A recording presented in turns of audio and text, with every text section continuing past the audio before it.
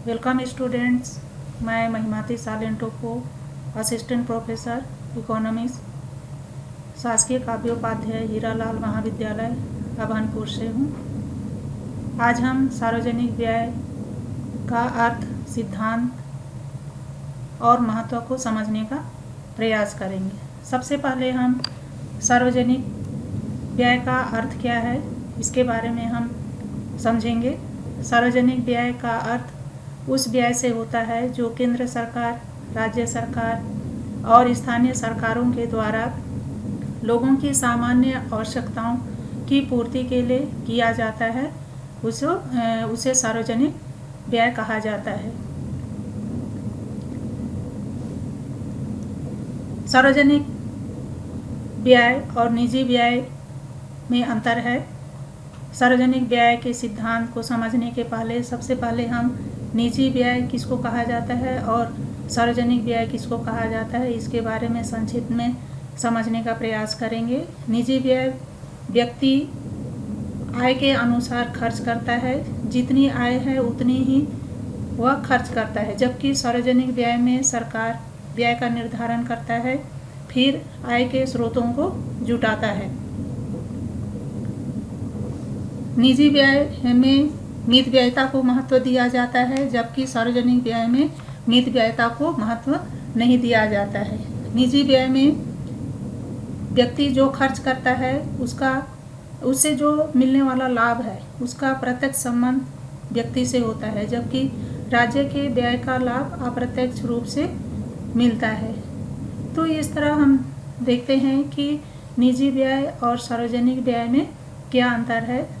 Main रूप से हम कह सकते हैं कि निजी व्यय अपने हितों, अपने लाभ के लिए खर्च करता है, जबकि सार्वजनिक व्यय सबके हित और सबके भलाई और सबके लाभ के लिए खर्च किया जाता है सरकार के द्वारा। तो आगे हम समझेंगे सार्वजनिक व्यय के सिद्धांत। सार्वजनिक व्यय के सिद्धांत को दो भागों में बांटा गया है। इसमें सबसे पहले फिंडले सिराज के द्वारा जो सिद्धांत दिए गए हैं और दूसरा अन्य अर्थशास्त्रियों के द्वारा जो सिद्धांत दिए गए हैं उसको हम समझेंगे। सबसे पहले फिंडले सिराज के द्वारा जो सिद्धांत दिए गए हैं उसको समझेंगे। फिंडले सिराज ने अपनी पुस्तक the science of public finance में सार्वजनिक व्यय के सिद्धांतों का प्रतिपादन किया था, जिसमें 4 सिद्धांत थे। तो इसमें पहला जो सिद्धांत है वो लाभ का सिद्धांत है। लाभ के सिद्धांत के अनुसार सार्वजनिक व्यय किसी व्यक्ति विशेष या वर्ग विशेष के लिए ना करके संपूर्ण समाज के लाभ के लिए करना चाहिए। फिंडले सिराज के अनुसार सार्वजनिक व्यय से देश में उत्पादन में वृद्धि हो, देश विदेशी आक्रमण से सुरक्षित रहे, आय की असमानता कम हो, आर्थिक स्थिरता बनी रहे। इस सिद्धांत का मुख्य उद्देश्य है। भारत सरकार के द्वारा पिछड़ी जातियों और जनजातियों के उत्थान पर भी सार्वजनिक व्यय किया जाता है। तो इस तरह हम देखते हैं कि फिंडले सिराज ने जो लाभ का सिद्धांत दिया है, इस सिद्धांत के अनुसार जो सार्वजनिक व्यय किया जाता है इसका जो लाभ है वो किसी व्यक्ति विशेष को नहीं होना चाहिए या वर्ग विशेष को नहीं होना चाहिए, बल्कि संपूर्ण समाज को इसका लाभ मिलना चाहिए। दूसरा सिद्धांत है मितव्ययिता का सिद्धांत। मितव्ययिता के सिद्धांत का अर्थ है सरकार को केवल आवश्यक कार्यों पर ही व्यय करना चाहिए, अनावश्यक व्यय से सरकार को बचना चाहिए। मितव्ययिता के सिद्धांत का अर्थ ये नहीं है कि सरकार को कंजूसी करना है, सरकार को कंजूसी नहीं करना है। मितव्ययिता का अर्थ कंजूसी नहीं है, बल्कि सार्वजनिक व्यय के अपव्यय को रोकना है। यही मितव्ययिता का सिद्धांत है। अगला है स्वीकृति का सिद्धांत। स्वीकृति के सिद्धांत के अनुसार सरकार को व्यय करने से पहले उच्च सत्ता से स्वीकृति लेनी चाहिए। उच्च सत्ता द्वारा जिस मत पर जितनी स्वीकृति मिली है उतनी ही व्यय किया जाना चाहिए। आज के इस प्रजातांत्रिक युग में संसद तथा विधानसभा के सर्वोच्च सत्ता मानी जाती है। इसी की स्वीकृति लेकर सरकार व्यय करती है, खर्चे करती है। सरकार अपना बजट स्वीकृति हेतु संसद या विधानसभा में प्रस्तुत करती है और संसद द्वारा बजट स्वीकृति मिलने पर ही सरकार के द्वारा सार्वजनिक व्यय किया जाता है। तो इस सिद्धांत के द्वारा अनावश्यक सार्वजनिक व्यय को रोका जा सकता है। अगला है बचत का सिद्धांत। इस सिद्धांत का उद्देश्य सरकारी बजट को घाटे से दूर रखना है। फिनले सिराज मानते थे कि सार्वजनिक अधिकारियों को अपनी आय की प्राप्ति और उसका व्यय सामान्य नागरिकों के समान ही करना चाहिए। जैसे सामान्य नागरिक अपनी आय के अनुसार व्यय करता है, वैसे ही सार्वजनिक अधिकारी को अपनी प्राप्त आय को उसी के अनुसार व्यय करने का सजेशन देते हैं। मुद्रा प्रसार एवं तेजी के समय बजट में बचत या आधिक्य के बजट को उचित माना जाता है, क्योंकि इससे मुद्रा प्रसार में कमी होती है और कीमतें घटती है। लेकिन आर्थिक मंदी के समय सरकार को घाटे का बजट बनाकर वस्तुओं और सेवाओं की कीमतों को बढ़ाना चाहिए। जितने भी विकासशील देश हैं, इन विकासशील देशों में आर्थिक पिछड़ेपन को दूर करने के लिए घाटे का बजट अपनाया जाता है। वास्तव में घाटे का बजट हो या संतुलित बजट हो या बचत का बजट हो, या देश की परिस्थितियों पर निर्भर करता है। संतुलित बजट या बचत का बजट बनाने के लिए सरकार को कभी भी आवश्यक व्यय की अवहेलना नहीं करना चाहिए। जो अनिवार्य खर्चे हैं उसको करना ही चाहिए। अगला सिद्धांत हम पढ़ेंगे। अन्य अर्थशास्त्रियों के द्वारा जो सिद्धांत दिया गया है उसके बारे में हम चर्चा करेंगे।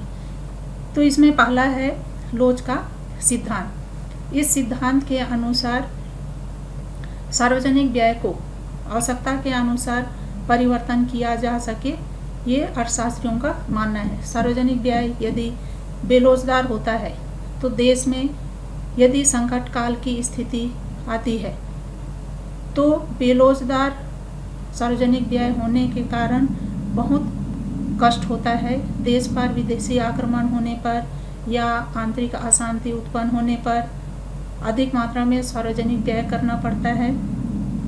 समय के साथ साथ सरकार की जो प्राथमिकताएं हैं वो भी बदलती रहती है।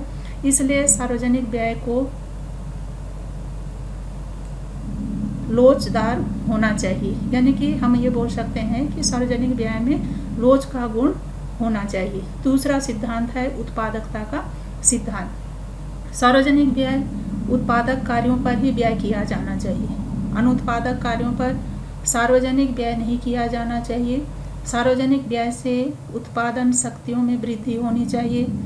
पूंजी निर्माण की गति को बढ़ाने के लिए जो व्यय किया जाता है, बेरोजगारी दूर करने के लिए व्यय किया जाता है, और उपभोग वस्तुओं के उत्पादन बढ़ाने के लिए जो व्यय किया जाता है, इसके अलावा सामाजिक हित बढ़ाने के लिए भी जो सार्वजनिक व्यय किया जाता है, ये सभी उत्पादक व्यय के अंतर्गत आते हैं। ये सभी उत्पादक व्यय हैं। इसके अतिरिक्त देश की सुरक्षा और सामाजिक सेवाओं के विस्तार पर किया जाने वाला व्यय भी उत्पादक व्यय के अंतर्गत आते हैं। तो इन सारे मदों पर यदि सरकार के द्वारा सार्वजनिक व्यय किया जाता है तो वह उत्पादकता के सिद्धांत के अनुसार सार्वजनिक व्यय किया जा रहा है। अगला है न्यायपूर्ण वितरण का सिद्धांत। सार्वजनिक व्यय का ये भी एक सिद्धांत है कि सार्वजनिक व्यय इस प्रकार होना चाहिए कि देश में आय एवं धन का असमान वितरण कम हो।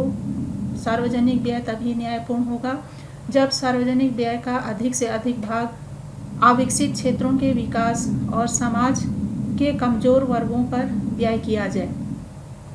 जैसे इसके लिए निःशुल्क शिक्षा, चिकित्सा सुविधाओं का विस्तार हो, आवास की सुविधा उपलब्ध हो, मनोरंजन के साधनों का अधिक से अधिक विकास हो एवं सामाजिक सुरक्षा पर अधिक से अधिक मात्रा में व्यय हो।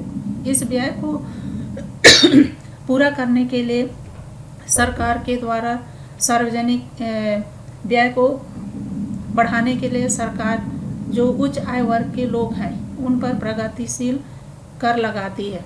चौथा है समन्वय का सिद्धांत। इस सिद्धांत का अर्थ है कि केंद्र सरकार, राज्य सरकार तथा स्थानीय सरकार के व्यय में समन्वय होना चाहिए।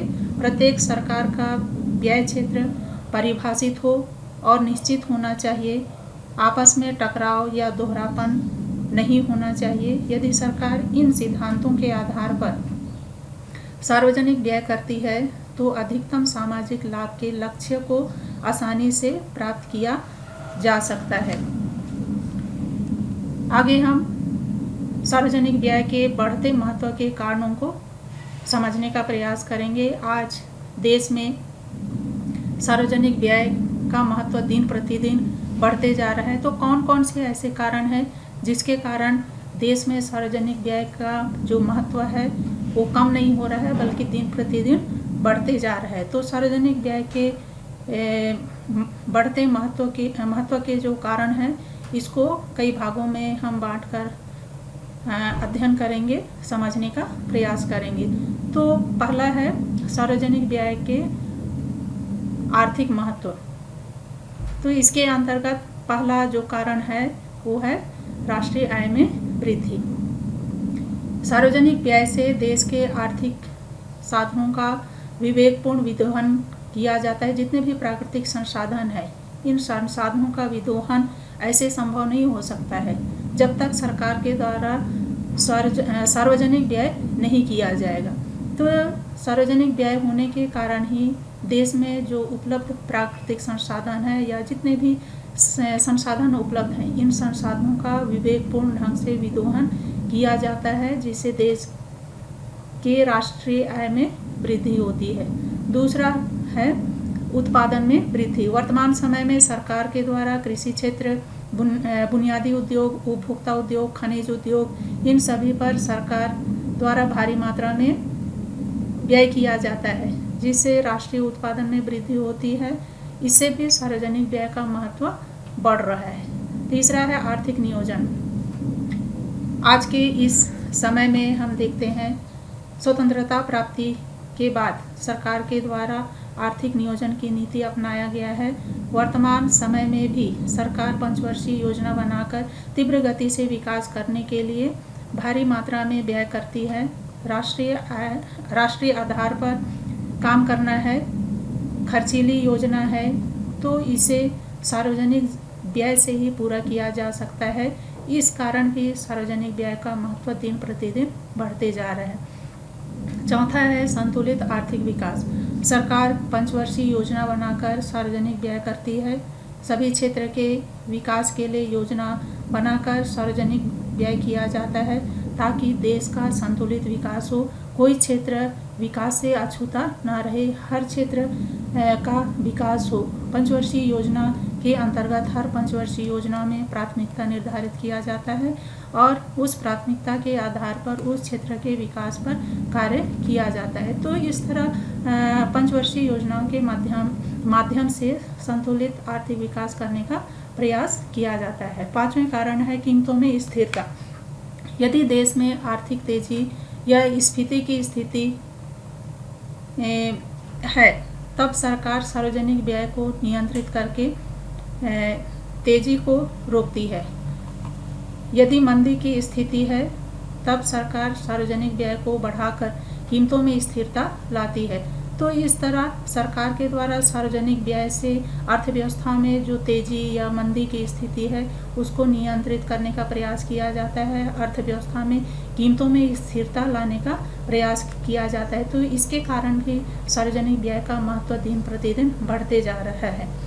अगला कारण है एकाधिकार पर नियंत्रण। सरकार एकाधिकार प्रवृत्ति वाले जितने भी उद्योग हैं उन उद्योगों पर सार्वजनिक व्यय करके निजी क्षेत्र के एकाधिकार के दुष्प्रभाव को रोकने का प्रयास करती है। सरकार ऐसे उद्योगों पर अपना हिस्सेदारी डालती है और उसके एकाधिकार को नियंत्रित करने का प्रयास करती है। सातवां है आर्थिक सहायता।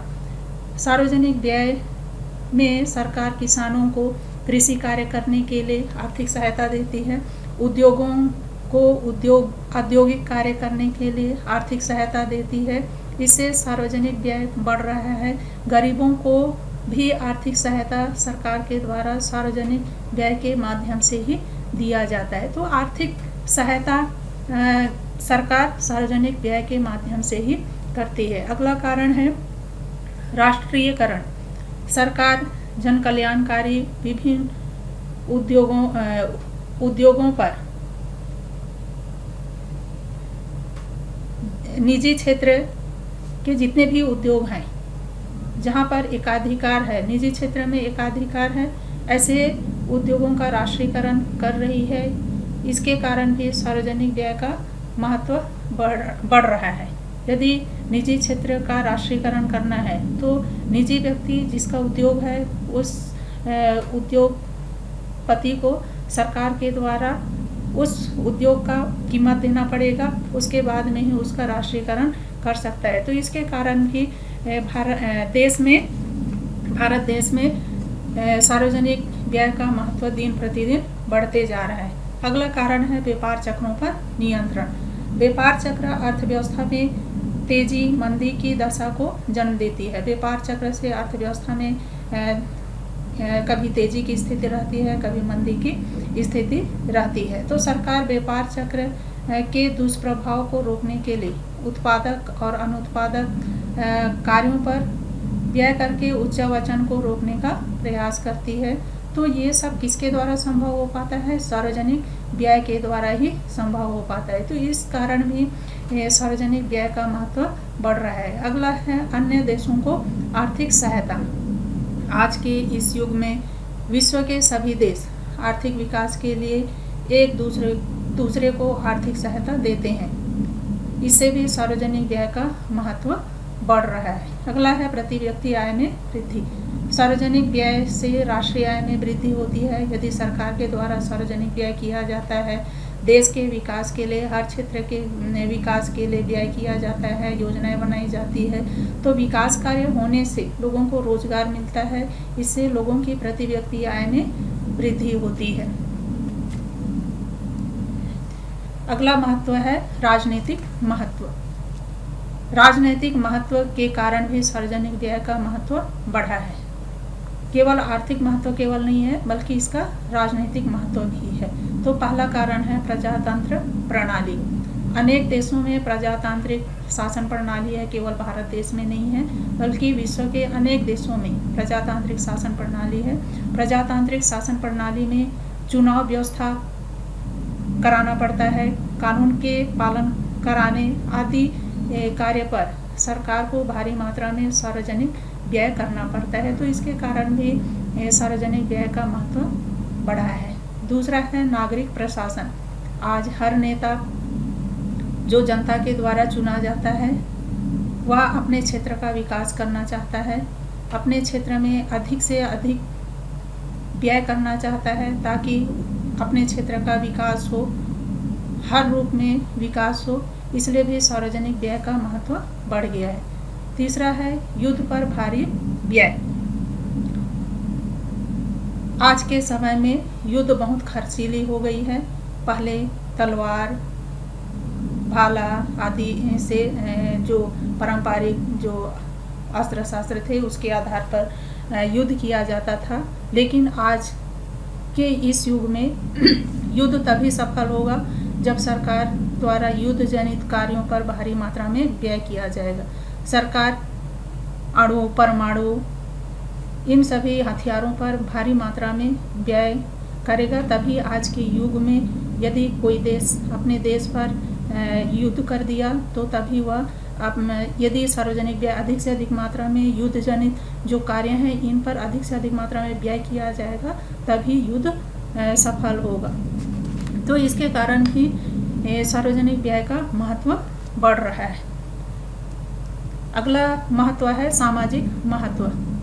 इसमें सामाजिक महत्व में पहला महत्व है सामाजिक सुरक्षा। सरकार द्वारा सामाजिक सुरक्षा पर अधिक से अधिक मात्रा में सार्वजनिक व्यय किया जाता है।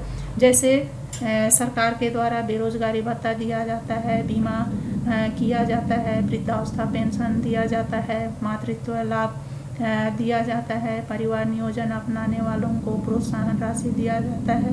इन सभी कार्यों पर सरकार के द्वारा भारी मात्रा में व्यय किया जाता है। तो इसके कारण भी सार्वजनिक व्यय का महत्व दिन प्रतिदिन बढ़ते जा रहा है। अगला है सामाजिक परिसंपत्ति। सामाजिक परिसंपत्ति ही देश का वास्तविक धन होता है। सामाजिक परिसंपत्ति जैसे इसके अंतर्गत शिक्षा, स्वास्थ्य, सड़कें, बिजली, सिंचाई सुविधाओं जैसे कई सामाजिक परिसंपत्ति है जिससे सरकार सार्वजनिक व्यय अधिक से अधिक मात्रा में करती है और लोक कल्याण से संबंधित जितने भी कार्य है उसको बढ़ाने का प्रयास करती है। अगला अन्य कारणों से भी सार्वजनिक व्यय का महत्व है। तो इसमें पहला कारण है अंतर्राष्ट्रीय संघों की सदस्य। विश्व में बहुत सारे अंतर्राष्ट्रीय संस्थान हैं। वर्तमान समय में कई अंतर्राष्ट्रीय संघ है जो विभिन्न देशों की आर्थिक सहायता के लिए गठित किए गए हैं और आर्थिक सहायता दिए भी जाते हैं। इन संघों की सदस्यता ग्रहण करने के लिए भारी मात्रा में धन खर्च करना पड़ता है जो सार्वजनिक व्यय से ही संभव है। इसके बिना अंतर्राष्ट्रीय संघों की सदस्यता ग्रहण नहीं किया जा सकता है। इससे भी सार्वजनिक व्यय का महत्व बढ़ा है। दूसरा कारण है स्थानीय समस्याओं को हल करने के लिए सरकार को कई स्थानीय समस्याओं को हल करना पड़ता है। स्थानीय स्तर पर जो भी समस्याएं आती हैं उन सारी समस्याओं को हल करने में सरकार को भारी मात्रा में सार्वजनिक व्यय करना पड़ता है। जैसे आतंकवाद, सांप्रदायिक दंगे, अकाल, बाढ़, भूकंप, नक्सलवाद जैसे बहुत सारी समस्याएं आती हैं। इन समस्याओं को दूर करने के लिए, इन समस्याओं से निपटने के लिए सरकार को भारी मात्रा में सार्वजनिक व्यय करना पड़ता है।